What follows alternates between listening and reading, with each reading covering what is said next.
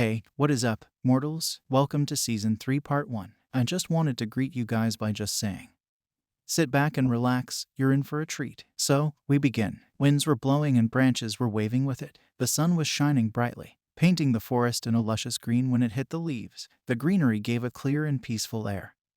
Even with all the painful screams that echoed through it, Aizawa did as he promised. He put all of his students through hell. Class 1 was being put through hellishly painful training, each one specifically designed for each student. A few examples were Bakugo, who plunged his hands into boiling water to make his explosions bigger, and Todoroki, who sat in a barrel of water while constantly switching between ice and fire. Meanwhile, there was one that stood out from the rest. This student was Izuku, and he was not let off the hook despite his abilities. The Greenette was just as exhausted as everyone else, for his training was just as handcrafted as the rest. It consisted of him flying at top speed and occasionally using his super strength. Except he was told to wear an obscene amount of weights while doing so. The weights were similar to the ones that the teachers had used during the final exams, only difference being that they were made to be as heavy as physically possible. Aizawa oversaw Izuku's training specifically, because he wanted to be sure. He wanted to make sure that his strongest student was working as hard, if not harder, than the others. He would carefully observe the teen's training, then occasionally tell him to increase the amount of weights until he started struggling. It was gruesome, but Izuku never complained because he was certain that Aizawa wouldn't care. During the training, however, the green-haired boy could feel that there was something off about Aizawa. The tired teacher was observing his progress. He was sure of that, but Izuku couldn't shake the feeling that Aizawa was looking for something else. He personally sought to evaluate his near-invincible student, while leaving the rest to the wild pussycats as if he didn't care about them. Izuku held this thought to himself, for he was in too much pain to say anything about it. Class 1 continued their session of seemingly endless torture, which in turn led to them feeling nothing but pain at the end of it. Even Izuku was exhausted, for there was a limit to how much he could carry while flying. The students all dragged their way forward like a horde of undead, all desperate for a moment of rest. That would not come anytime soon, however, for they were immediately told that they would have to cook their own food if they wanted to eat. No one was happy about this, but they didn't really have a choice. They immediately went to work, quickly assigning roles among themselves in order to maximize efficiency. Izuku fit into his role quickly, but it was abundantly clear that he might have been more exhausted than the others. He wobbled around with almost every step, barely having enough energy to even float, and shivering with almost every movement of his arms. The others noticed this and started feeling bad, but Izuku pressed on. He might have been exhausted, but he didn't let that stop him from doing what he needed to do. The green-haired boy bit through his pain and helped prepare the food, until his attention was drawn elsewhere. In the background, he could see the vague silhouette of a child walking into the forest. Izuku immediately recognized this as Kota, but he didn't know where he was going. "Hey, Martian, quit slacking and get back to work," a loud and angry voice then shouted, knocking Izuku out of his state of confusion. He turned his gaze to see that it was Bakugo, looking very annoyed with his green classmate. Izuku just grunted in response to this, before saying, "Did it ever occur to you that I might be slacking because I've had a rough day?" With a slightly annoyed tone, Bakugo got angry upon hearing this, but he didn't get to say anything before Todoroki spoke up. "We've all had an equally rough day. It is not an excuse to be slacking off," the bi-colored teen said, his voice sounding as calm and cold as it usually did. Neither the blonde nor the greenette could immediately respond to this, for different reasons. Izuku couldn't argue against what Todoroki had said, and Bakugo had his words stolen from him. "What Icy Hot just said. So get back to work," the explosive teen then shouted. Izuku didn't budge upon hearing this, as he responded by saying, "Don't act so high and mighty. Even though I'm exhausted, I can still kick your ass blindfolded." With a rather cold voice, the blonde got infuriated upon hearing this, as he shouted, "The hell did you say, you extraterrestrial bastard?" With an outright furious voice, Izuku responded with an aggressive tone of his own, as he shouted, "Do you want to fight right now? Bring it, Junior." Right back at Bakugo, the angry teens looked ready to charge at each other, and multiple people moved in to try and stop them. Aizawa, Tiger, and Todoroki all were ready to intervene, but they were beaten to it when something hit both teens over the skulls. Both Izuku and Bakugo shivered in pain as they turned to see what had hit them. What they saw was a stone-faced Uraraka, holding a firm grip over a frying pan. "Uraraka, what did you do that for?" Izuku exclaimed, rubbing his head in pain as he did. The brown-haired girl just wore an emotionless expression, not showing anything, before she suddenly shouted, "What did I do that for? To set you two idiots straight. And remind you of what you're supposed to be doing. Now, stop arguing like an old married couple and start making yourselves useful," with a loud burst of furious anger behind her voice. So much so that it shocked and even terrified the people around them. "Yes, ma'am," both Izuku and Bakugo then shouted at the same time, both clearly shaken by Uraraka's unexpected rage. The class then all went back to preparing the food, all while still being a little shocked. Despite this, however, they were all very grateful to Uraraka, especially Aizawa, because she had managed to contain and humble the class's very own time bombs. Some more time passed, and more hell awaited all of the aspiring heroes. They went through another day of painful training. Except today it was going to be a little different. They were told that they were going to have a test of courage after nightfall, and it was explained as being a fun activity. Some students were excited, while others were dead certain that there was some catch that they didn't know of. Nightfall eventually came, and the so-called test of courage was underway. Mandalay, Pixie Bob, and Tiger were quick on the explanation for the event, before dividing the students into pairs. However, since they were an uneven number, Izuku ended up being alone. Izuku wasn't particularly fond of the idea of being alone, but he was far too exhausted to complain. The other night he had managed to recover some of his stamina, but that didn't mean anything because Aizawa pushed him even harder than before. He once again wondered why his teacher was suddenly so obsessed with him, but he never found the opportunity to ask him. The green-haired boy didn't pay any attention to his surroundings, repeating all of Aizawa's previous words and actions in an attempt to find some sort of meaning behind it. He already knew that his teacher was searching for something in him, but he didn't know what he was trying to find, and he didn't know why. He just kept repeating it in his head over and over. And eventually he remembered what Aizawa had said just earlier that day. "You really aren't from this world," the tired teacher had muttered quietly, as if he didn't want anyone else to hear it. Izuku didn't think too much of it, but the more he repeated it, the more he got reminded of something. That is when he finally realized what it was, and it worried him. Aizawa's words at that moment had reminded him of how Bakugo usually spoke to him. The blonde called him an alien in many different ways because he was the person at UA who knew the truth. But now Izuku had reasons to believe otherwise. Had Aizawa figured out that he was an alien? Is that why he was only observing his progress? And if he knew the truth, who else did? All of these questions went through Izuku's head like a chaotic maelstrom, until he was knocked out of it by an odd smell. He couldn't exactly tell what it was, but he got his answer when he saw a cloud of black smoke followed by the light of blue flames. He wasn't the only one who noticed it either. For just a few seconds later, the other remaining students turned their shocked expressions towards the blue light, only to turn them once more when they heard a cry. It was Pixie Bob, who had been pulled away by some invisible force. She now laid on the ground, bloody and unconscious, as a menacing-looking figure held a giant metallic pole against her head. Now everyone's expression quickly turned into one of horror, but no one dared to say anything until Mandalay called out, "Everyone, we've been compromised. Get back to camp immediately." With her quirk, the students present didn't hesitate and began to move as a cohesive unit. Except for Izuku, he was going to leave as well.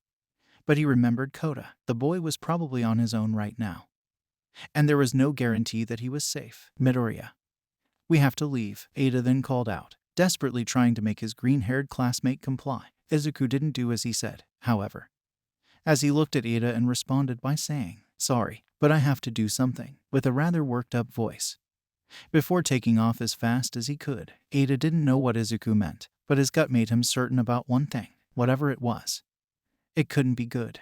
Skillshare. This video is sponsored by Skillshare. With the services Skillshare provides, you can access many in-depth tutorial videos on basically anything you want to learn. Each class that they have is bound to help you with your creative endeavors. Do you want to learn how to make videos like this one? Do you know how to write scripts or edit audio? Skillshare has you covered, and with our link, you can have a 14-day free trial. So what are you waiting for? Click the link now and get 14 days worth of classes free. Link in description below. Meanwhile, Kota could see the smoke and fire from where he was. Of course, he was immediately alarmed by this and attempted to leave, but he was stopped by some ominous figure stepping out of the shadows. The boy was startled, and he tried to run away. As the menacing man rushed towards him, he reeled his fist back, intending to strike the boy down, but he ended up hitting the ground instead. The man was confused by this, his mask falling off as he looked up. Just up ahead of him was the same boy that he had tried to attack. Held in the arms of a green-haired teen, Kota could almost feel his heart jump out of his chest. For he truly believed that he was going to die at that moment. "Are you all right, Kota?" Izuku asked, panting slightly as he looked at the terrified boy. Kota still trembled upon hearing this. As he slowly nodded towards his savior, Izuku could feel the relief hit him like a pleasant wave. But it was quickly interrupted when the cloaked figure began to speak. "You're Midoriya, right? The boss said that we could kill you." Izuku drew his attention towards the man. As he carefully analyzed his appearance, he had blonde hair, a nasty scar that went over his face, and had a monstrous build. The green-haired boy could tell that this man was strong, especially since he managed to break the stone ground like it was nothing. Therefore he needed to run away. He was still exhausted from his training, so he knew that he couldn't win. There was one issue, however. He didn't have enough energy right now. He had used up most of it to save Kota. But he needed to rest in order to escape. Izuku needed to stall for time. He just didn't know how. "It's you," a weak and trembling voice uttered out of nowhere. Izuku quickly realized that it was Kota, who was shaking within his arms. "You killed my parents," the boy then shouted, as tears began flowing down his eyes. Izuku was both shocked and confused by this. As he looked towards the man, he didn't see it at first, but he now recognized him from the news. It was the villain that had killed the water hose heroes. Muscular, the villain looked confused at first. Then he smiled maniacally as he said, "Oh, so you're the son of those weaklings. No hard feelings, kid. I just wanted to kill people and your parents got in the way. I could never forget them. Not after they did this to me," with a voice that seemed to switch between sadism and anger. As he pointed towards his scarred eye, Izuku didn't know what to think about this. But he knew one thing. Kota's reaction had made Muscular talk, which in turn would let him recover enough to make an escape. He just needed to make sure that he kept talking for a little longer. "Why are you here, villain? Explain yourself," Izuku then shouted, hiding his desperation with anger. Muscular seemed to fall for it, as he answered by saying, "We came here to kill a bunch of kids. And we were supposed to look for someone called Bakugo. Do you perhaps know where he is?" With his usual sadistic tone, Izuku was intrigued by this, breathing steadily as he then asked, "What do you want with him?" With a voice that was still angry, Muscular didn't change his posture, as he responded by saying, "I don't know, kid. Quite frankly, I don't care either. I'm happy as long as I get to kill people." Izuku could feel his stomach turn in disgust after hearing this. This man was pure evil. He couldn't even be called human anymore. "You disgust me," the green-haired boy stated, his voice showing a mixture between cold intimidation and a burning hatred. Muscular seemed to be provoked by this, as he leaned forward while shouting, "Enough talking, let's do this already." Before charging, Izuku stood still, giving the impression that he wasn't going to move at all. Muscular took this as an invitation and swung towards them with all of his might, only to be shocked afterwards. Once again, he had hit nothing but earth. Both Izuku and the kid were gone without a trace, just as suddenly as he had appeared. Izuku had taken off at top speed to avoid Muscular's attack. He had enough stamina to fly for a bit, but he had hoped to prolong the conversation. The green-haired quickly exhausted himself once again, which made him almost crash into the forest. Luckily, however, he landed safely before putting Kota back on the ground. He then fell to one knee, panting heavily as he did. "Sir, are you all right?" the black-haired boy asked, looking worried as he did. Izuku continued to pant, as he looked at Kota and answered, "I'm fine, Kota.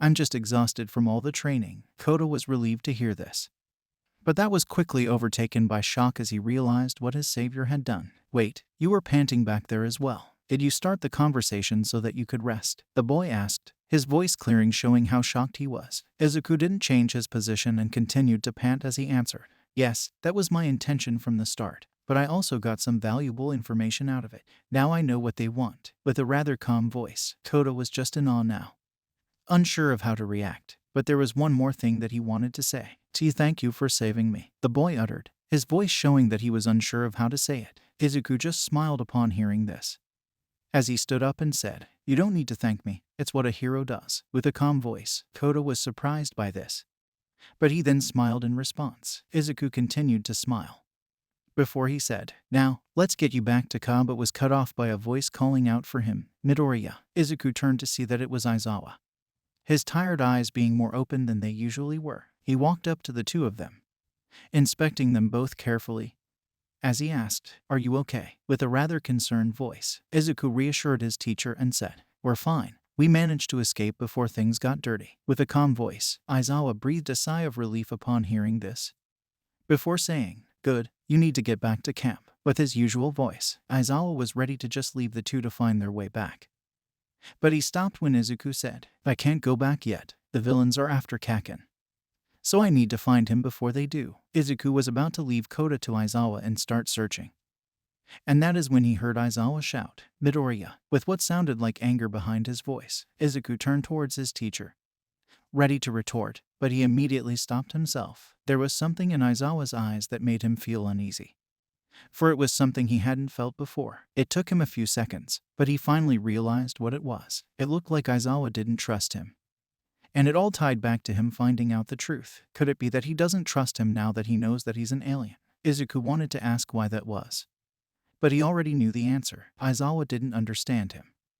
And he doesn't trust what he doesn't understand. "Please, sir, don't try to stop me," Izuku pleaded, praying for his teacher to have faith in him right now. Aizawa's expression remained stoic, as he sighed before saying, "Don't worry, I won't. It's not like I could do it even if I tried." With his usual voice, Izuku was stunned to hear this, unable to say anything as Aizawa continued, "Just tell Mandalay that everyone has permission to use their quirks, and be careful." Izuku was just as stunned as before, but he was also relieved. His teacher sounded like he still believed in him, that he still trusted his student despite what he knew. The Greenette didn't say anything in response to this. He just nodded before taking off with as much speed as he could manage. Outro. Thank you all for sticking around, and I hope that you enjoyed. Before you leave, we would just like to let you know that We the Celestials has many other channels for your entertainment and viewing purposes. All the information you'll need is right below here in the description. So feel free to check out all the other incredible projects our team creates. Secondly, on behalf of We the Celestials, I'd like to thank everyone involved in the production of today's awesome content. Their details will be in the description below. That's all for today's video.